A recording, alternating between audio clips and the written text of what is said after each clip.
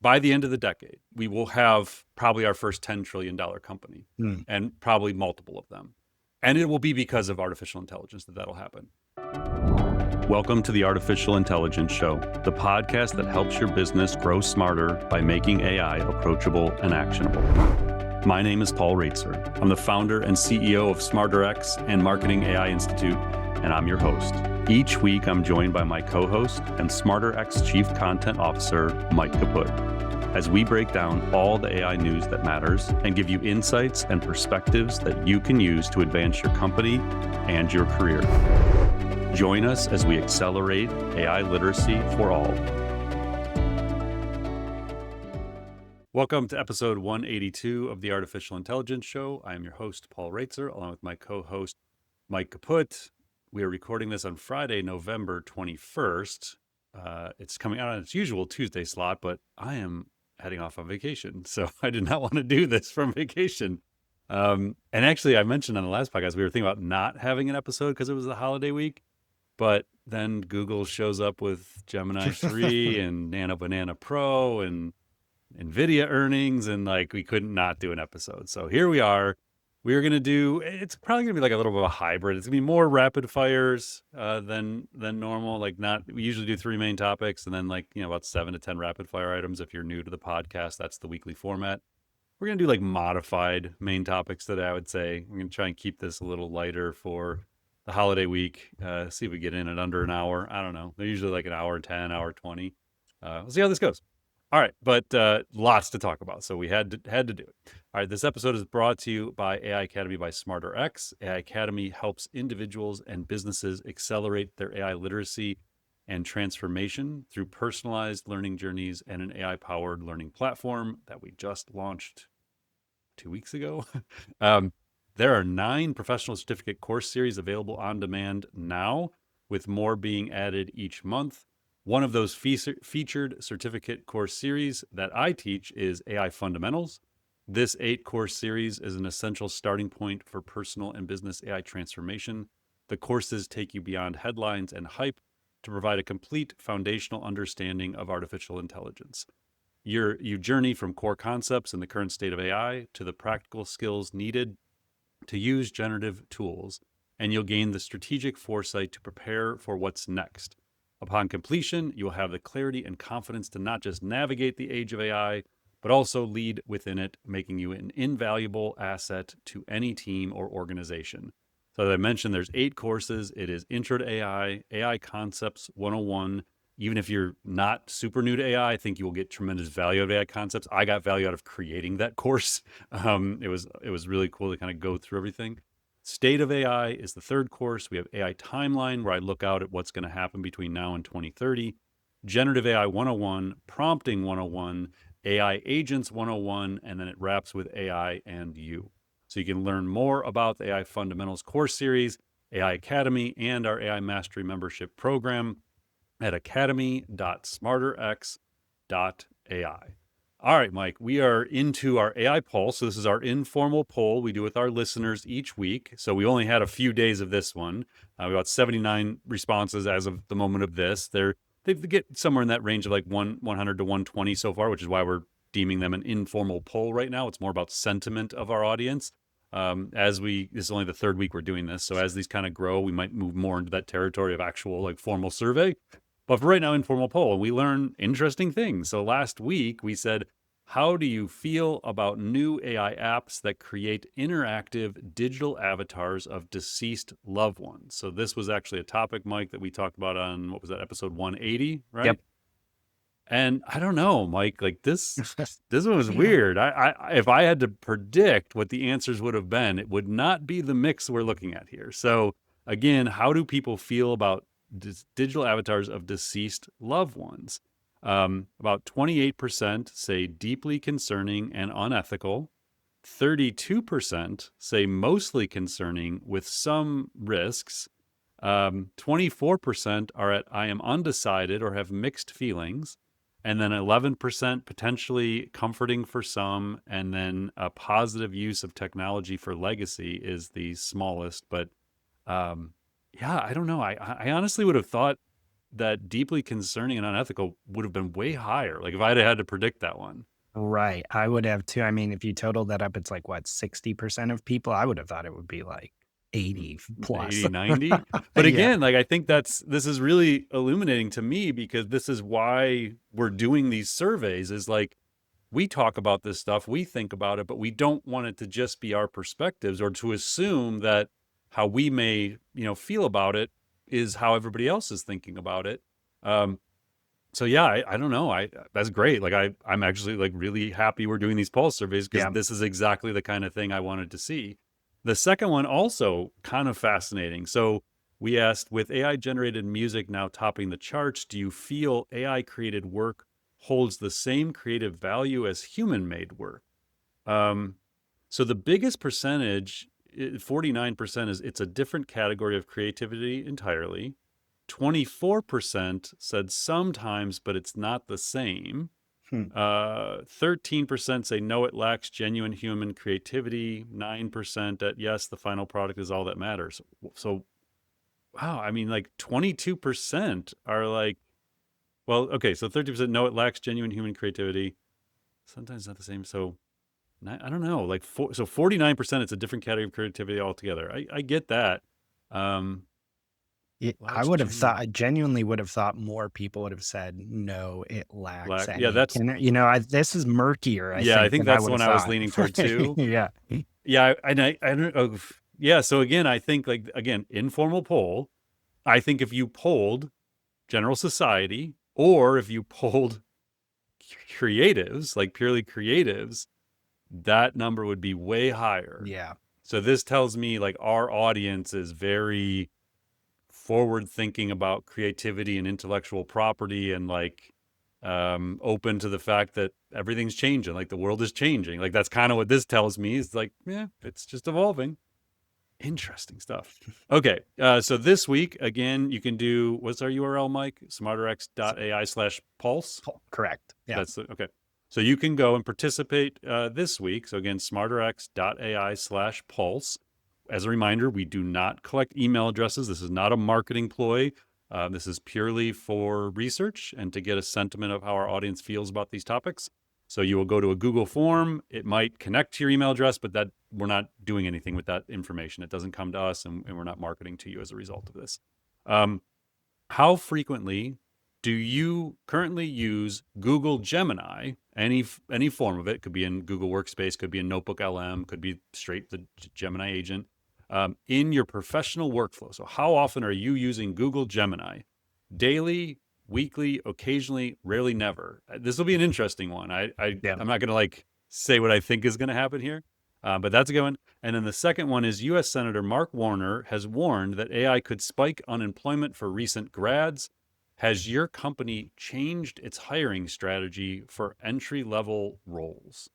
So those are our two questions for the week. We'd love to have you participate. Again, each week we'll just do a quick recap and give you the two or three next questions, and just share the results in real time as we go. So those are your two questions for the week. Okay. Gemini 3, Mike. I mean, that is the big thing of the week, and then they backed it up a day later with Nano Banana. So let's get into those two things. Yeah, Paul, Google has been very busy. They have officially released Gemini 3, the newest generation of their flagship AI models. And this comes just 8 months after the debut of Gemini 2.5, and it includes immediate integration into the Gemini app, which Google, interestingly, reports now has 650 million monthly active users. Now, according to Google, the new Gemini 3 Pro model outperforms its predecessor on every major AI benchmark, including top scores in mathematics and multimodal reasoning. Alphabet CEO Sundar Pichai said the model is built to grasp nuance and context and allows users to receive accurate results with less prompting. Now, alongside this core model, Google announced something called Google Anti-Gravity, a development platform for building autonomous AI agents capable of executing complex software tasks. They're also previewing Gemini 3 DeepThink, an enhanced reasoning mode designed for extended problem solving. So, Gemini 3 Pro is rolling out to developers and subscribers as we speak. The DeepThink model remains in safety testing before a planned release to Ultra subscribers in the coming weeks. So, Paul, have you tried out Gemini 3? What are your thoughts so far, if you have? Yeah, so I actually listened to the day it came out. I listened to, I think it was the Hard Fork podcast, and they interviewed Demis, and they were talking about the model. And one of the things that they highlighted was its visual understanding, that it was really good. If you gave it like really poor handwriting, things like that, it would discern it, it would like transcribe it and things like along those lines. So I was trying to come up with like, what is a use case I can give it that would be like really interesting.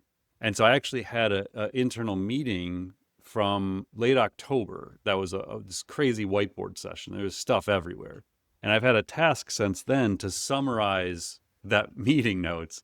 And every time I looked at the picture of the whiteboard, I was like, I don't even know what the hell I was saying that day. And so I was like, well, here you go. This is like the perfect use case. So I took that photo and I gave it to Gemini 3, and I said, like, can you summarize the key points from this meeting? It's from a meeting in October. This is the whiteboard. It did it better than I would have done it. Like, Mm, unbelievable. And it even said things like, looks like you meant this here. So after it did it, I said, okay, here was the purpose of the meeting. What didn't we cover on that whiteboard that we should consider? And it went through and gave me like a 10-point plan of things that we didn't touch on, that we actually didn't talk about, that I was like, oh my God, like that's actually really cool insight. So the reasoning perspective, the visual understanding, definitely experienced that with that one use case. And then I've been dabbling a little bit with it for some other use cases. So I would say at a high level, the response to this has been extremely positive online. They did a really good job with their influencers ahead of time. It seems like they gave them maybe 2-3 weeks access to this model under an NDA before the release. So as soon as it came out, you had all of these people that, I follow on X, and Mike, I'm sure you follow a bunch of them too, who were like, this model is legit. Like, yeah. this is a state of the art. This is, some were saying like a leap over GPT-5, 5.1.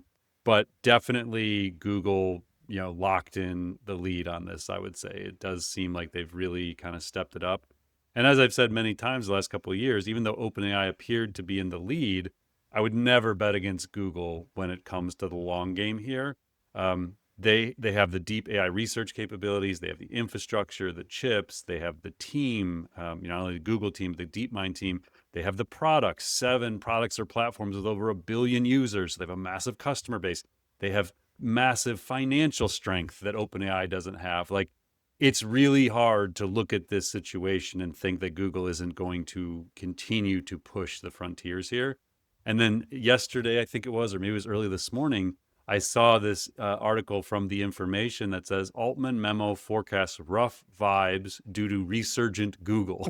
So I'll read you a couple of excerpts here because I think it explains the situation quite well.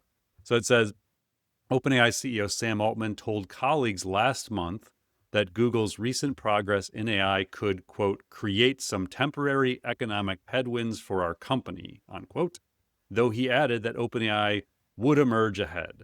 After OpenAI researchers heard that Google had created a new AI that appears to have leapfrogged OpenAI's in the way it was developed, Altman, which referring to Gemini 3, Altman said in the memo that we know we have some work to do, but we are catching up fast.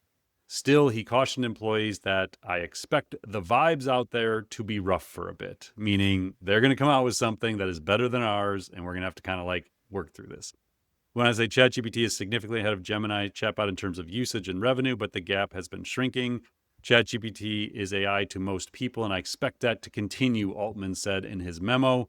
But then to build on what I was saying about Google's advantages, Google's other advantage is economic. The article says OpenAI is one of the fastest growing businesses in history, from next to no revenue in 22 to a projected 13 billion this year. But it also is projected to burn more than 100 billion in pursuit of human level AI in the coming years, while spending hundreds of billions of dollars to rent servers to do it, meaning it will likely need to raise the same amount in additional capital. Meanwhile, and this is a very important point, Google, valued at 3.5 trillion, generated more than 70 billion in free cash flow over the past 4 quarters alone. Altman assured staff that OpenAI would gain ground in the coming months, including a new large language model. This is the first I'm hearing of this. Codename Shallowpete. I don't know how you say that. I have no idea what that means. I'd have to look that one up. Shallot Pete. In developing that model, OpenAI aims to fix bugs it has encountered in the pre-training process. So we need to stay focused through short-term competitive pressure. We have built up enough strength as a company to weather great models shipping elsewhere, but having most of our research team stay focused on really getting to superintelligence is critically important. It sucks that we have to do so many hard things at the same time. The best research lab, the best infrastructure company, and the best AI platform product company, but such is our lot in life, and I wouldn't trade positions with any other company. That is, Mike, the first time I have seen admittance of weakness, where OpenAI is. Was it 2.5 Pro? I remember on the podcast saying I felt like it was the first time that OpenAI was the little brother. Like, Yeah. Google finally stepped out and just like showed all their strength. I think it was 2.5 when I said that. And now you just see it, and now you see it, Sam admitting it.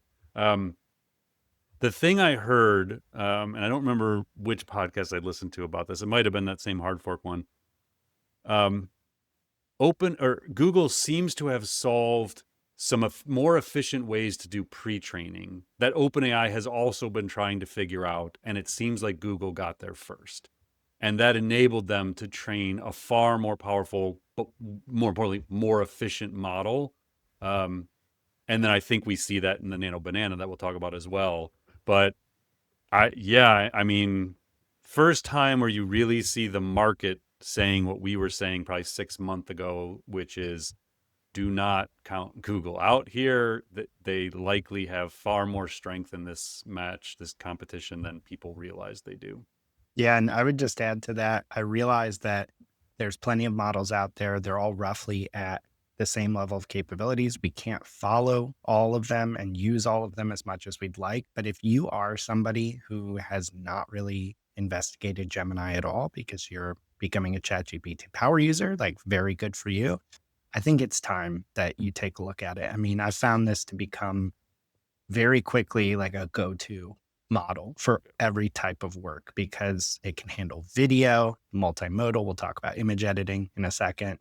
It's incredible in every respect for knowledge work that I've found so far. Yeah, and to be fair, like I use both. Like I still love ChatGPT, but I happily pay for licenses to both technologies. And when it's an important use case I'm working on, I will work with both of them until I see which one is going to be better at that use case. Yeah. And it's not always Gemini, but what we always said, like you can't go wrong if you just make a bet on ChatGPT or Gemini. I know people like love Claude as well.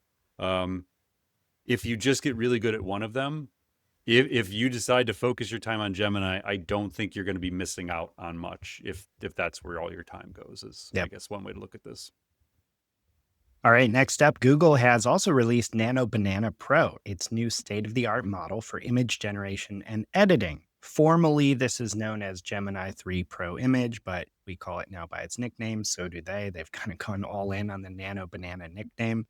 And this model is built on the Gemini 3 architecture and is designed to address persistent technical challenges regarding text rendering and subject consistency in image generation. So according to an announcement from Google, the model leverages enhanced reasoning to generate legible, accurate text within images across multiple languages. It also integrates with Google Search to visualize real-world data that allows users to create context-rich infographics and diagrams based on real-time information. For advanced control, Google says the model can maintain visual consistency across up to 14 input images and 5 distinct characters. Users can also perform localized edits to adjust camera angles, lighting, and depth of field. Nano Banana Pro is rolling out now to the Gemini app, Google Ads, and workspace tools like Google Slides. So Google confirms that all generated media is embedded with the imperceptible Synth ID watermark they've been using. So if you generate something with Nano Banana, there is a way to tell it was AI generated. And there's a new verification tool available in the Gemini app to identify AI generated content. Now, Paul, from the examples I've seen, I mean, that ability to nail down text representation and, the visual educational explainers people are making, infographics, diagrams, like these seem like a pretty big deal. It seems like it does that very, very well.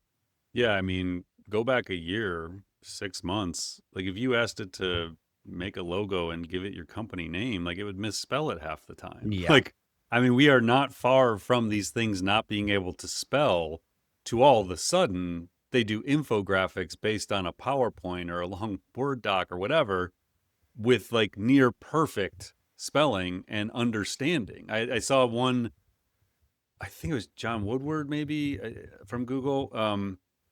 He had shared something on LinkedIn where he basically gave it his resume and it like Mm, told this visual yeah. story of his career. I don't know, it's wild. And then this morning I was having breakfast with my wife and my daughter, and I saw the PJ Ace, who I've talked about before. Mike, we've shared his video stuff he does. He is an AI filmmaker, spoke at our Maycon event this year, and he tweeted, "Nano Banana Pro is the most cinematic model on the planet. I asked Gemini to generate photorealistic leaked images from the new Legend of Zelda movie, and this will change Hollywood. The detail in these 20 photos will blow your mind."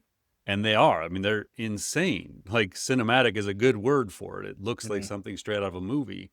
So two things jumped out at me here. One, I don't know what the IP guardrails are on this, like the intellectual property. They don't seem to none. have much. Yeah, like you can. It's kind of like when Sora 2 came out, and you could make anything.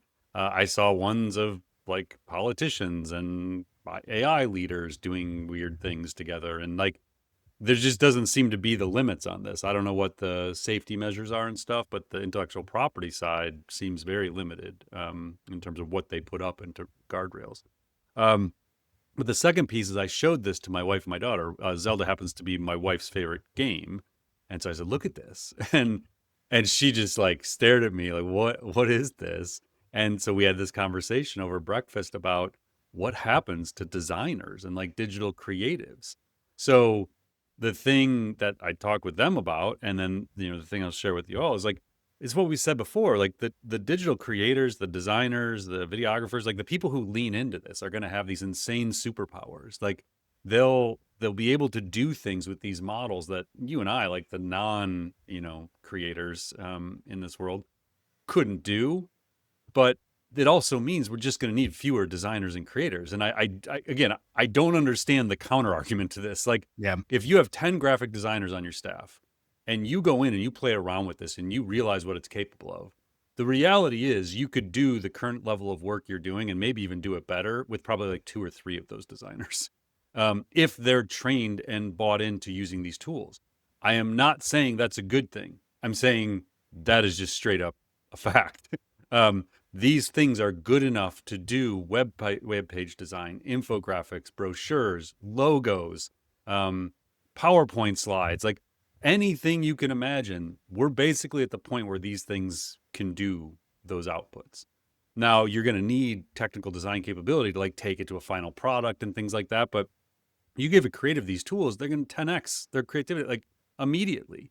So that's wild. And then for the non-designers, like welcome to the world where you can bring any idea to life. Like I did this earlier this week with a book cover. So I have this idea for a book I may or may not write. Um, and I wanted to like create a visual of it. And having done 3 books, I can tell you that the process of creating a book cover sucks. Like it almost never comes back with anything like what you're envisioning. You then have to work with the publisher's designers to try and get it somewhere. And then you have to fight with the publisher about like jamming a bunch of stuff in there that you don't want. Like, it's not fun to do book covers. In about 3 minutes, I created a book cover that I fell in love with to the Yeah. point where I was like, I think I have to write this book because the book cover is so damn good. um, so what I would say here is, if you have some creatives, like run a hackathon internally and come up with use cases. Like just quick hack it together. Like let's find some ways to use this and like experiment with this. Like just have a fun interactive session where you just design some stuff and build some stuff, see what it's capable of.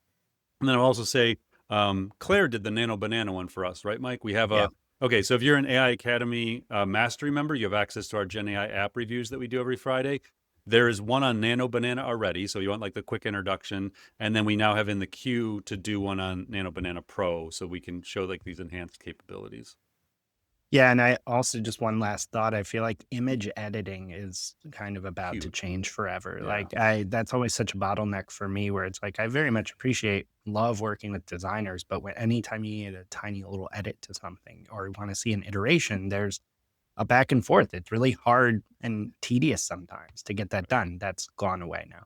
Yeah. And again, like I am not trying to like devalue the work of Right. designers. Yeah. I'm gonna be like straight up honest. Mike and I don't do design work, but we're the ones who create the content for our company. And if you look at something like a research report we do, and I can tell you right now, the way we'll do this moving forward is to give it like the last three covers or last three interior pages and say, yeah, like here's what we'd really like the feeling to be. Like we really like these four from these other organizations. Like these kind of hit more the feeling we're going for. And like, can you help us conceptualize design concepts that we can send to our designer to work Yeah. with? Yep. Like I don't know, I do this with home renovations. Like I do this for architects now. It's like, hey, here's what I'm envisioning here, like make it actually work. But like that's how I use it as a non-designer. I use these tools all the time to visualize stuff I otherwise wouldn't be able to do. Absolutely. So our next big topic here, another kind of model release, is OpenAI has officially rolled out GPT 5.1 Pro to all Pro users. And this promises stronger performance in data science, business tasks, and complex writing. Now, we got an early analysis from Matt Schumer, who is CEO of Hyperwrite, and we've talked about before. He's very deep into using these models for everything from development to content to prompting. And he characterizes this release as a slow, heavyweight reasoning model that prioritizes accuracy over speed. He describes it actually as superior to Gemini 3 for specifically back-end infrastructure and tricky logic, noting that the model acts less like an assistant and more like a contract engineer that follows detailed specifications. So, Paul, I was interested to see here not much hype at all around GPT 5.1 Pro. We kind of talked about 5.1 also kind of landed without a ton of hype cycle because Yeah. they kind of got burned before, but it sounds like there's some real legs to this model. Maybe. I don't know what the use cases are for me personally. So I still I'm $200 a month, right, Mike? We pay $200 a Yeah. month for Pro. Yeah. Um and I love it, and I've had use cases where it's been super valuable, but to be honest, like every time I go in there and try it now, it takes forever, and the outputs tend to just be way more technical than I'm looking for, or like they Yeah. lose the tone and the style that I'm used to with GPT-5, 5.1, even GPT-4 before that. I live in the thinking model, like 5.1 thinking. I want the reasoning. I want it to take some more time on the task. But that's sort of the sweet spot for me. I rarely use like the auto version where it just picks the model. Yeah. If I was doing more technical like data analysis, I would absolutely jump into Pro. If I wanted to analyze like analytics data, things like that, no doubt Pro is where I would go. But for most of my strategic thinking, draft outputs, things like that, assessing work I'm doing, I'm happy with the thinking model. Yeah. And I think there's so much iteration in my experience required to get exactly what you want from Yeah. AI models that the delay in the output can be a real limiting factor. I don't mind waiting if I know I'm on the right Yeah. track, but I wait, and I'm like, oh, I forgot that thing. Or It I seems like need such to, an ungrateful thing, doesn't it? That we're like, I oh my know, God, yeah, it took yeah, 7 minutes to write a 40-page report. right. I feel that all the time too. I'm like, I shouldn't be getting annoyed right now. Like it's only 3 minutes and it's doing this insane work for me. But It's yeah, important to note though, because expectations are changing. I know. Yep. All right. Next up, Nvidia has released its financial results for the third quarter of fiscal year 2026, delivering another record breaking report that serves as a primary bellwether for the global AI infrastructure market.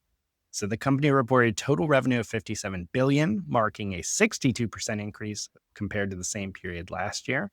That growth was driven overwhelmingly by the data center division, which generated $51.2 billion alone. That's a 66% year over year jump. CEO Jensen Huang addressed ongoing market debates regarding a potential AI bubble, stating instead that the industry was not in a bubble, but had entered a virtuous cycle of compounding demand for both model training and inference. He noted that the sales for the company's new Blackwell platform are off the charts, and that cloud GPUs are currently sold out. So, Paul, do you believe him? Does this disprove all these worries we're hearing now in the market, all the sentiment and narrative about an AI bubble?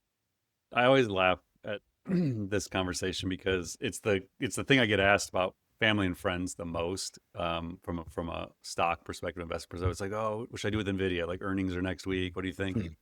Um, so as I always caveat this is not investing advice. I am not telling you what to do with your Nvidia stock or whether to go buy more Nvidia stock, things like that.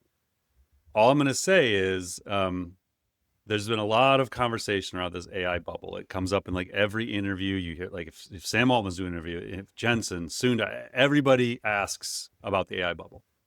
The AI bubble premise is that we are overbuilding, that these valuations are absurd, that Microsoft and Meta and Google and OpenAI, and they're spending like tens of billions, hundreds of billions of dollars building this infrastructure, buying all these chips, doing all these things, and like the demand's just not going to be there. That is ludicrous. Like, if I got asked this I did a Ask Me Anything session with our AI Mastery members like 2 hours ago, and this question came up. What if you just listen to the media? The way I think about this is, like, I started investing in AI stocks around 2014, 2015. I bet everything, like all my everything I had went into AI stocks. And I basically, my theory was that Wall Street had no concept of what was about to happen. And it took like 7 years for me to be right on that one, but like I had high conviction that I was correct. And so what happens is, like, Wall Street lives in 3-month cycles, earnings report to earnings report. So yes, like everyone waits with bated breath every time Nvidia is going to report, because their projections for the next 18 to 24 months tells Wall Street whether the demand is still there, whether this massive build out is still happening. That's why they also watch for the CapEx spending of Google and Microsoft and others. They're looking to say, are they building more infrastructure to deliver more intelligence down the road? That's in essence what's happening. So the way I explain this is, like, we are on the very leading edge of an intelligence explosion. What we are seeing has largely been generated through chatbots that take in, learn from, and output text. What we are heading toward is an era where AI is everywhere and in everything. So Nvidia's rise from 423 billion on November 30th, 2022. So the day ChatGPT came out, there was a $423 billion market cap company, to they touched 5 trillion. They're now at 4.4 trillion a week later. It's going to ebb and flow. It's not going to just like keep going up inevitably, but that rise, that like 10x in the market cap valuation in a 3-year period, is primarily driven by the training of these models. So like all these companies that are spending all this money to train Gemini 3, I mean, they're mainly using their own TPUs, but like OpenAI and others, they're using to train it. The future of NVIDIA and the AI world is at inference, meaning when you and I use the tools. So we just talked about GPT-5.1 Pro. Pro uses way more computing power than the standard smaller GPT-5 model. And so as we start to think about increase at exponential rates of demand for computing power, because society will demand greater reasoning capabilities. You're going to get used to having a model that thinks, that has this like very high level strategic thinking. Image generation, we just talked about with Nano Banana, video generation, 3D world generation, actual autonomous AI agents, humanoid robots. Like, none of that is at scale yet in society. All of that demands way more computing power than text in, text out. And so if you think we are in an AI bubble, you have to then, as a byproduct, believe that demand won't grow for these things AI enables that we don't really see at scale in society yet.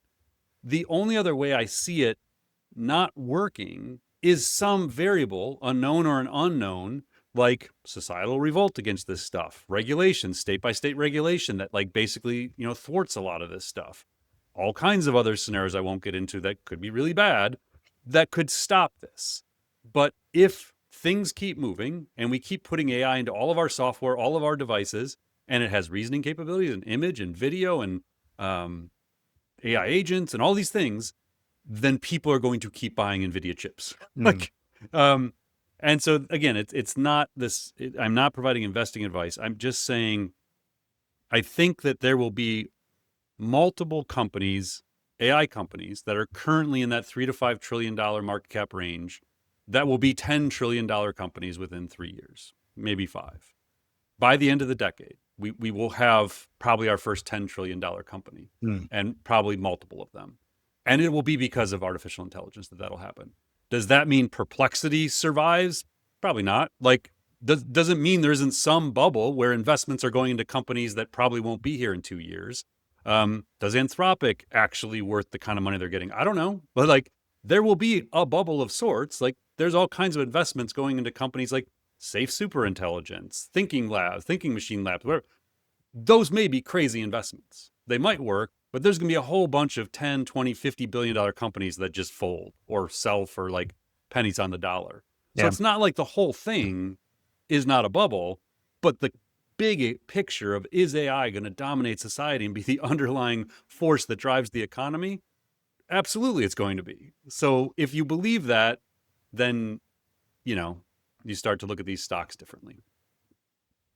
Some other NVIDIA-related news. NVIDIA and Microsoft have announced a combined investment of up to $15 billion in Anthropic, the creator of the AI model Claude. This agreement establishes a significant reciprocal financial relationship. While the two companies provide capital, Anthropic is committed to purchasing $30 billion in cloud computing capacity from Microsoft's Azure platform. Specifically, NVIDIA will contribute up to $10 billion of the total investment, securing Anthropic's commitment in return to deploy 1 gigawatt of computing capacity powered by NVIDIA's chips. So this deal brings Anthropic closer to Microsoft, which has historically served as the primary backer for its rival OpenAI. However, Amazon reportedly remains Anthropic's primary cloud provider following its own multi-billion-dollar investment. So, Paul, I guess first, what does this mean for Anthropic? But also, like, how are you keeping score? Like, who the heck owns which stake in which AI company? It's almost becoming impossible. Yeah. So when they announced that all the companies have to announce these things like simultaneously, everybody puts their blog post up, everybody puts their video of their CEO explaining the deal up. Like it's the same blueprint for everybody. And so I watched the video of Satya talking about this from Microsoft's perspective. And I retweeted and I was like, I keep track and talk about this stuff for a living, like these AI deals, and I have whiplash. Like, anyone have a great visualization of all the investments and deals between the labs, cloud, infrastructure companies?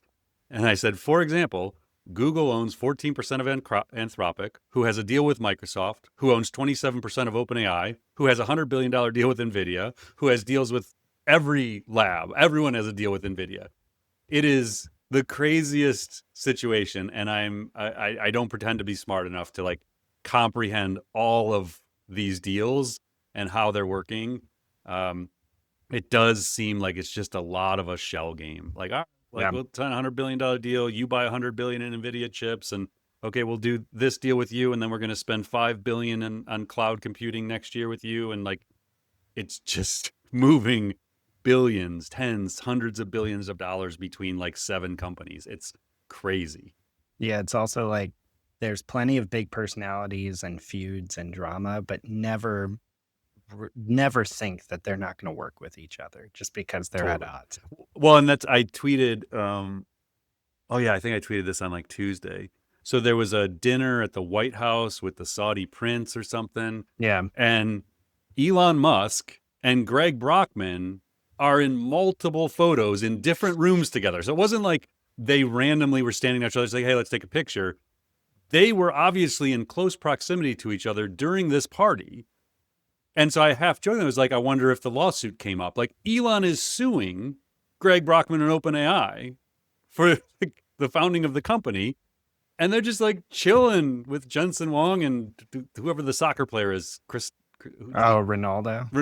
Yeah. Like, it's just, he's randomly in there with like Bezos and everybody else. And, I have no idea what, like, it's so funny how this is all playing out. And And the other thing, like all the researchers that work at all these companies hang out at the same parties together. So it's like, Yeah.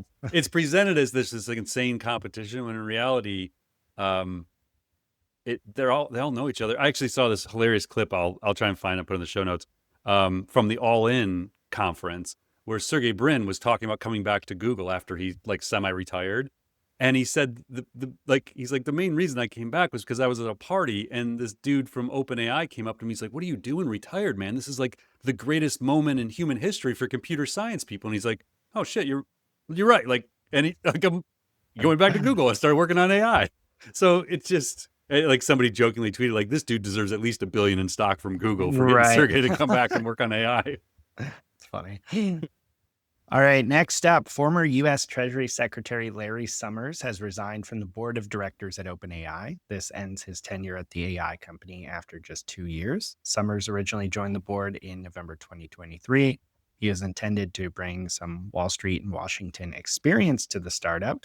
And this resignation follows the release of documents by the U.S. House Committee on Oversight and Government Reform, which made public a series of email exchanges between Summers and the late sex offender Jeffrey Epstein. According to the report, the correspondence included discussions regarding public attitudes towards sexual harassment allegations. So Summers has said he is deeply ashamed of his misguided decision to continue communicating with Epstein and announced he would be stepping back from his public commitments. So, Paul, I'm curious, what, if anything, does this mean for OpenAI? It means this is the one and only time we're going to talk about the Epstein files on this show. Yeah. I have no intention of getting into the Epstein files on this show. Yeah, again, like, I don't know, at a high kind of zoom out macro level, there are a whole bunch of people involved with these companies, investors, board members, leaders of the companies who make decisions that affect all of us. And there's only about 5 of these companies that are basically determining the future of humanity with what they're building. And sometimes the people that are in very powerful positions don't deserve to be there. And I don't know. I mean, that was why I even put it on the show notes. I was like, I didn't want to address it until I assumed he was going to leave OpenAI's board. I figured it would maybe take a week. It took like 24 hours. Yeah. We're not going to get into the explanation Mike gave is the very surface level of how awful the correspondence were and the connection between the two people. We will not get into the details of that. If it is something that is of interest to you, you can go read it elsewhere. But for me, it means there is a board seat now open at one of the most powerful companies in the world. And we'll keep track of who fills that board seat. And we will probably never speak about this part of this again. All right, next up, some more AI political drama. So, US President Donald Trump is preparing a new executive order that would authorize the Department of Justice to sue individual US states over their AI regulations. So, a draft of this order was viewed by Bloomberg, and it directs the Attorney General to form a task force to challenge state level AI laws that allegedly interfere with interstate commerce or conflict with federal rules. Beyond legal action, the draft proposes financial consequences. So states with AI laws deemed, quote, burdensome or restrictive could lose access to certain federal broadband funding. The administration and major tech companies, especially some of their allies, have argued that a unified federal standard is necessary to protect innovation, whereas a patchwork of state laws creates compliance hurdles. Now, interestingly, this is actually conflicting with state leaders from within the president's own party, including Republican governors Ron DeSantis and Sarah Huckabee Sanders, who have been pretty vocal about enacting their own protections in the absence of congressional action. So, Paul, this seems like the issue of state versus federal regulations could be actually a pretty big flashpoint, both within and between parties in the lead up to U.S. midterm elections. Yeah. So, at a very high level, and I know I'm probably more in tune to this than most people given who I follow on X, but the amount of political conversation and tweets is like an exponential at the moment versus where it was 3 months ago. So there are a lot of politicians who are now getting involved from a regulation and safety standpoint, and they're picking their battles. You have like child safety is a hot one, jobs is a hot one. They're trying to find those wedges for the midterms next year. Again, like my opinion on this, I am not an expert in federal and state regulation, so I'm going to give this from more of an AI perspective. The state by state approach seems like an absolute train wreck waiting to happen. I completely understand why the tech companies wouldn't want that. The complexity of managing and building and in theory helping America lead in AI and being innovative, you do not want state by state level legislation. So I totally understand that. The alternative would require the federal government to do something. They have zero intention of doing anything. So the whole point of why this is happening is because the federal government is trying to prevent basically any regulation of the AI industry right now. And that starts at the environmental side of like build, build, build, and don't worry about what the EPA says, all the way up to like, preventing these people from innovating and accelerating. So that's the problem we're in, is like, okay, state by state isn't the answer. What is? What are you going to do as an alternative? And so I would find myself, if I was forced to like take positions on these things, it would be a very difficult spot because I understand both sides. I also understand that the federal government isn't going to do shit if they're not forced to do it. Yeah. So these states are going to do it, and they will absolutely be punished by the current administration for doing it. And like you said, this is both sides. Like, this is Democrats, Republicans, everybody in between. Everybody's kind of taking a spot on this, and sometimes it's actually like, oddly enough, that question I asked last week about truths versus beliefs and like what's one thing everybody like agree on. You're getting a whole bunch of like opposing politicians who are like on the same page when it comes to AI. It's like the one unifying thing right now in a weird way. So I don't know. It'd be interesting to watch this one play out. Yeah, it's making some very strange bedfellows. I think I saw a post from actor Joseph Gordon-Levitt, Yes. like vocally agreeing with Ron DeSantis's policy, which I don't know all of Joseph Gordon-Levitt's politics, but I'm guessing they don't talk often as, based on the way he framed this post and people giving him backlash for even talking to DeSantis. It was really interesting to see. Yeah, and we're not going to have to wait too long. Like, I think this is going to start coming to a head by spring of 26 when we enter midterms. I think you're going to have battle lines drawn on AI, so it'll be really fascinating to see what happens. And then if these state laws go through, it's going to affect a lot. Yeah.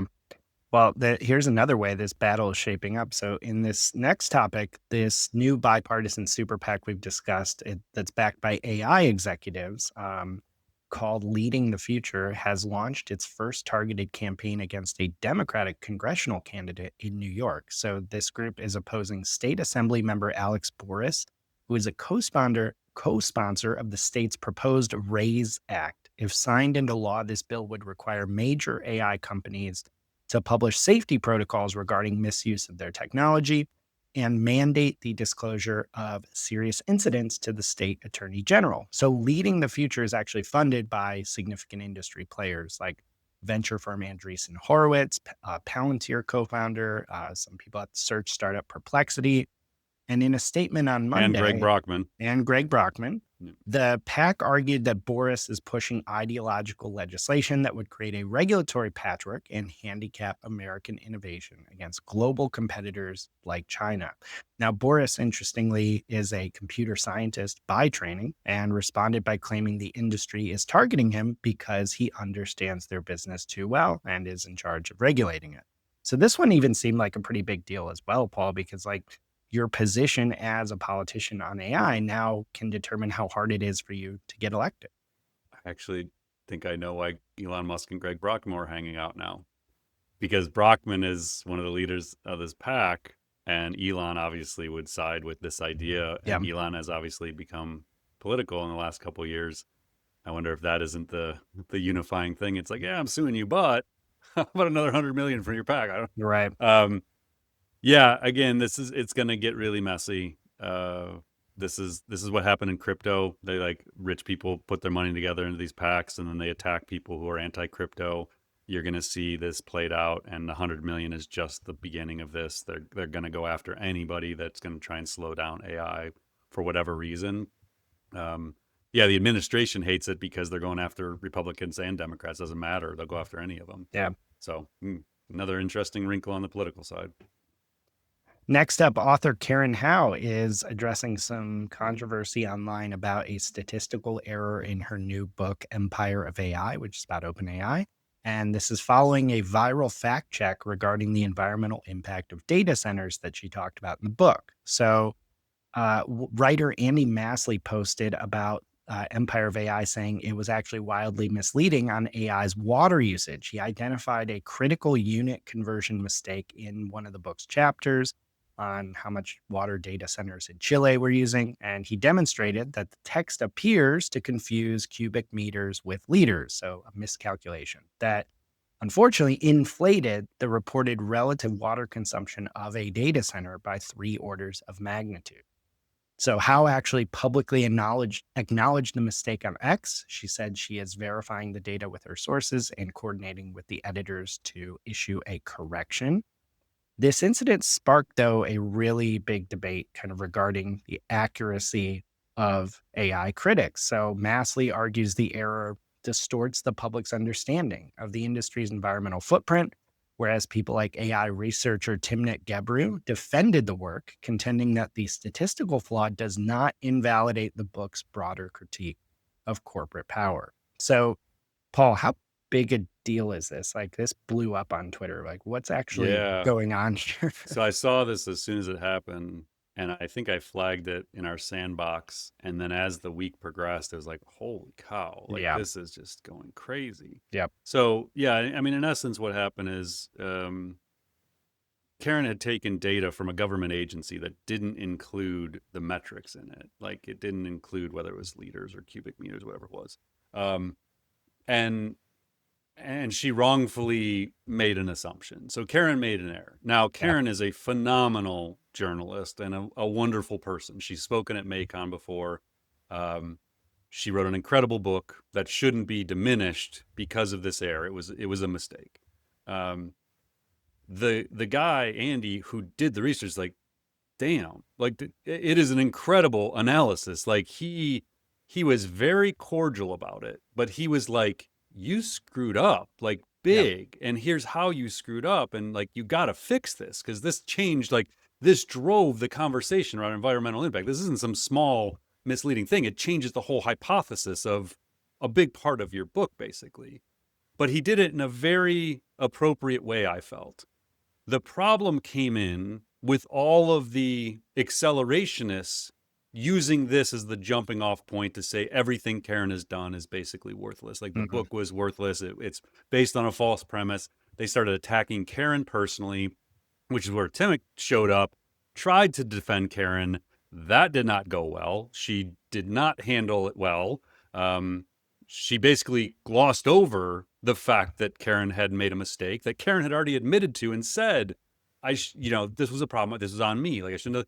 And Tim shows up and just like leave her alone. Like she, it's not even a big deal. Like it's still, AI is still awful, basically. Like it did not help at all. And then that just fanned the flames. And then it just became this horrible personal attacks. And long story short, though, it does appear a key part of her argument about the environmental impact was false, and that it is nowhere near the impact that it was presented to have, that people are going to continue use as it's like the MIT study that 95% of people don't get any value.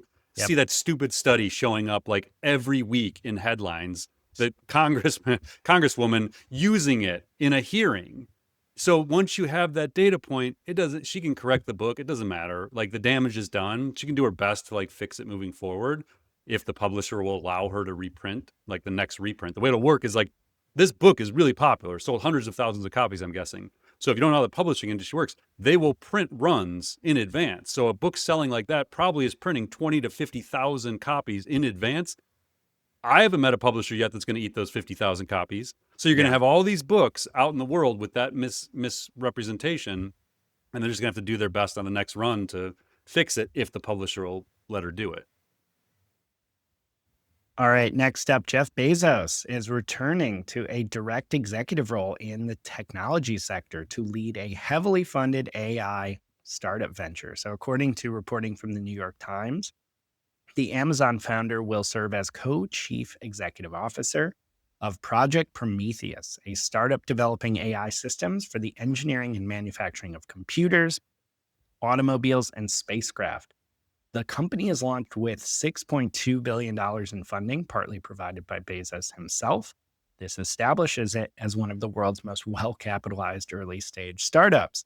And he shares the CEO title with co founder Vic Bajaj, a physicist and former expert at Google's X division. This marks Bezos' first operational post, formally at least, since leaving the helm of Amazon in 2021. And their focus, it seems, is not text based language models. They aim to build systems that learn from the physical world to aid in scientific discovery and hardware production. The firm has already recruited nearly 100 employees, drawing talent from major labs, including OpenAI, DeepMind, and Meta.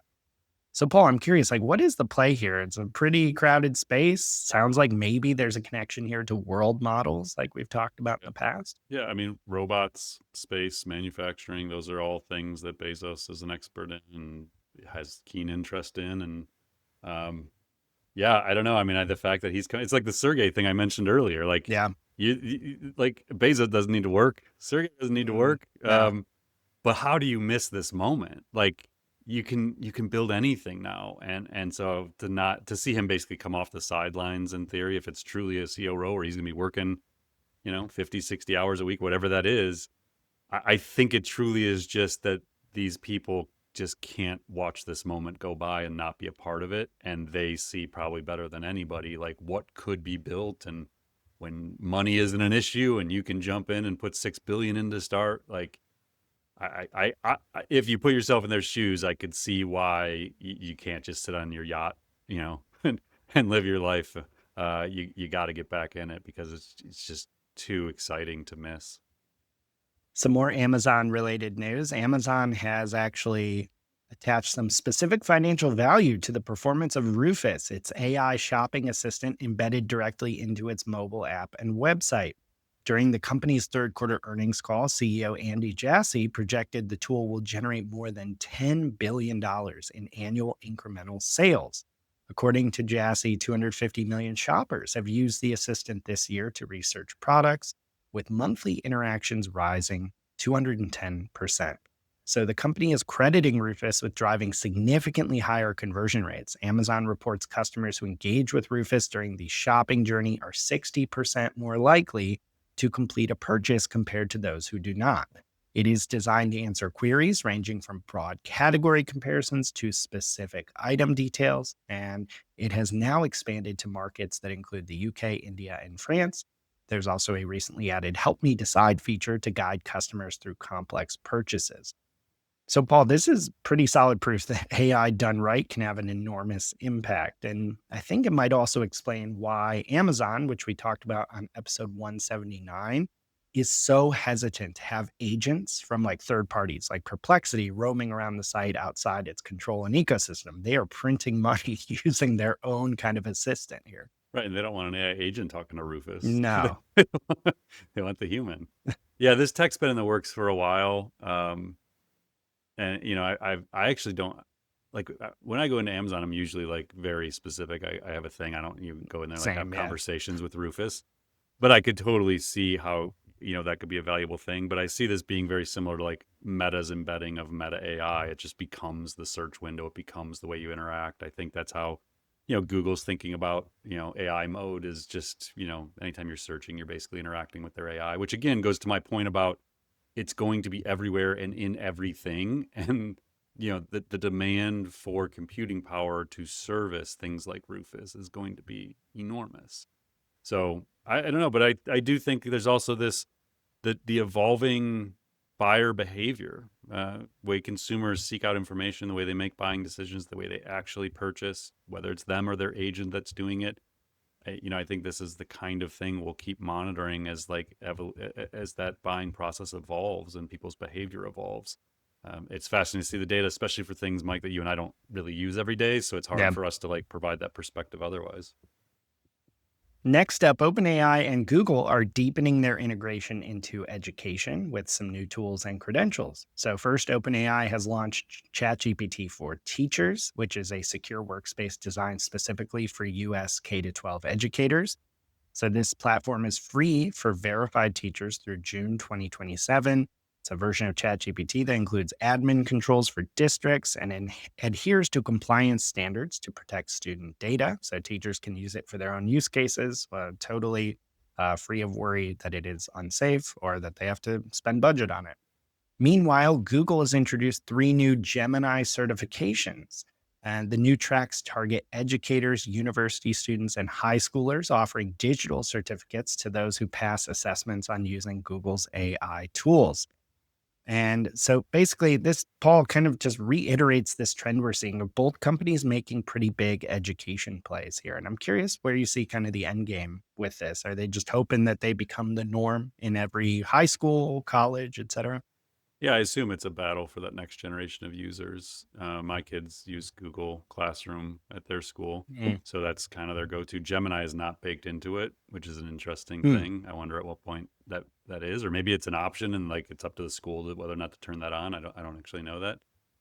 The OpenAI one, I immediately think like, okay, so this is part of what you do with all that, 100 billion or whatever you have of the equity in the for-profit company. Right. So if you talk about like, the most well-funded nonprofit in history, eventually, those are the kinds of things you can do. It's like, let's just provide education to everybody. And so, yeah, the way I look at this is I would encourage you, like if you're a parent and you have students, especially at like high school, university age, have them get these certificates, like have them go do this stuff Yeah. because it'll differentiate. Like if somebody applied for a job at SmarterX coming straight out of school and they're like, yeah, I took the Gemini certificates. I've gone through that training. I've gone through some OpenAI training. It's like, oh, okay. Like that resume goes right to the top. So take advantage of this stuff. Use it to build on whatever else you're getting your AI education from. Yeah, no kidding. Because our last topic is about exactly that. Because US Senator Mark Warner has introduced some bipartisan legislation requiring companies to report job losses caused by AI. Now, the reason for this, as he said on an appearance on CNBC's Squawk Box, the Virginia Democrat said he is warning that AI is poised to eliminate a lot of entry level employment roles. He predicts that unemployment for recent college graduates could rise from what he says is a current 9% to 25%, quote, very shortly. So this bill is actually co-sponsored with Republican Senator Josh Hawley and would mandate that both private businesses and the federal government submit AI-related employment data to the Department of Labor. Now, he also, in this appearance, argued for a public private retraining model, suggesting the AI industry should make a financial contribution to help displaced workers. So, Paul, like a rise from 9% unemployment for recent college grads to 25% is crazy. Like, is that possible? Oh yeah.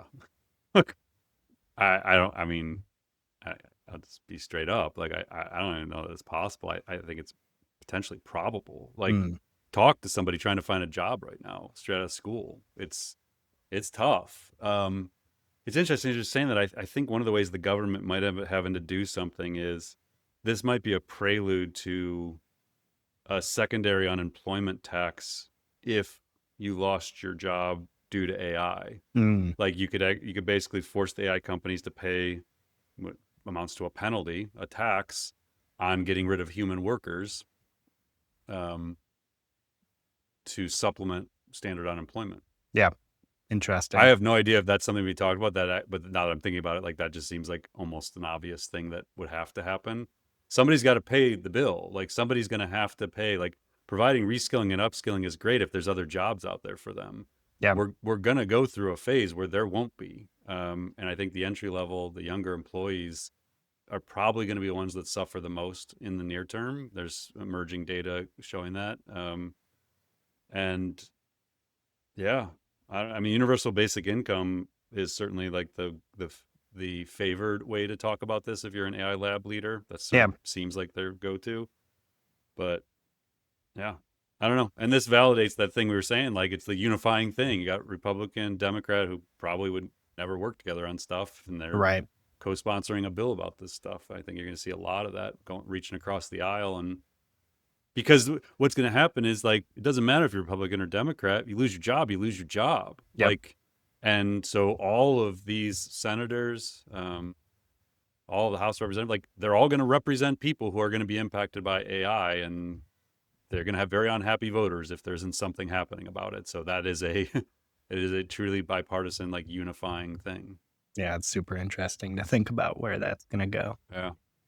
All right, Paul. Well, thank you for breaking down a very busy week still in AI, some big releases. Just a quick reminder for everyone, if you have not yet left us a review on your podcast platform of choice, we would very much appreciate it. Helps us improve the show and get into the headphones or in front of the eyeballs of more people. So please go ahead and do that for us if you haven't already.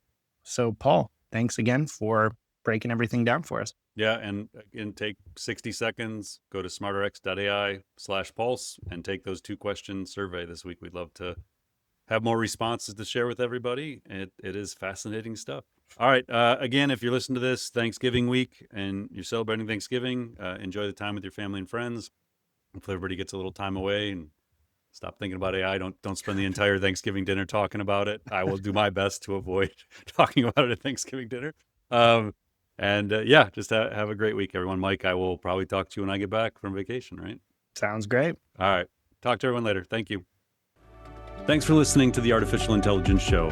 Visit SmarterX.ai to continue on your AI learning journey and join more than 100,000 professionals and business leaders who have subscribed to our weekly newsletters, downloaded AI blueprints, attended virtual and in-person events, taken online AI courses, and earned professional certificates from our AI Academy, and engaged in the SmarterX Slack community.